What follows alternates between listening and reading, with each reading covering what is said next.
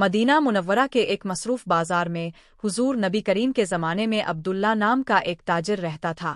وہ بازار کے امیر تاجروں میں سے نہیں تھا، مگر لوگ اس کی ایمانداری اور نرمی کی مثال دیتے تھے۔ ایک دن ایک مسافر عبداللہ کی دکان پر آیا۔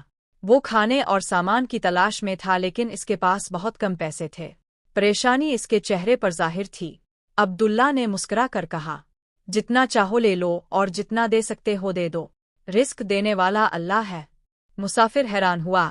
اس زمانے میں جہاں تاجر زیادہ نفع کمانے کی کوشش کرتے تھے، عبداللہ کی سخاوت انوکھی تھی۔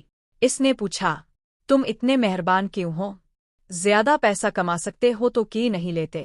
عبداللہ نے نرمی سے جواب دیا، ہمارے پیارے نبی نے سکھایا ہے کہ ایمانداری اور رحم دلی میں برکت ہے۔ لالچ سے کمائی دولت باقی نہیں رہتی، لیکن ایمانداری سے کمائی دولت میں اللہ کی برکت ہوتی ہے۔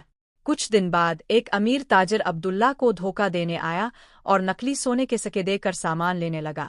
عبداللہ نے فوراً پہچان لیا، لیکن غصہ نہ کیا۔ وہ بولا، بھائی اللہ سے ڈرو، دھوکہ نہ اس دنیا میں نفع دیتا ہے نہ آخرت میں۔ تاجر شرمندہ ہو کر واپس چلا گیا۔ عبداللہ کی ایمانداری پورے مدینہ میں مشہور ہو گئی۔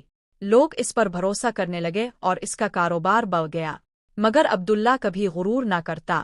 ہر شام وہ اپنی آمدنی کا حصہ غریبوں کو دے کر کہتا، یہ دولت میری نہیں، اللہ کی امانت ہے۔ جب عبداللہ کا انتقال ہوا، مدینہ کے لوگ اسے ایک مالدار شخص کے طور پر نہیں بلکہ ایک سچے اور ایماندار انسان کے طور پر یاد کرتے تھے۔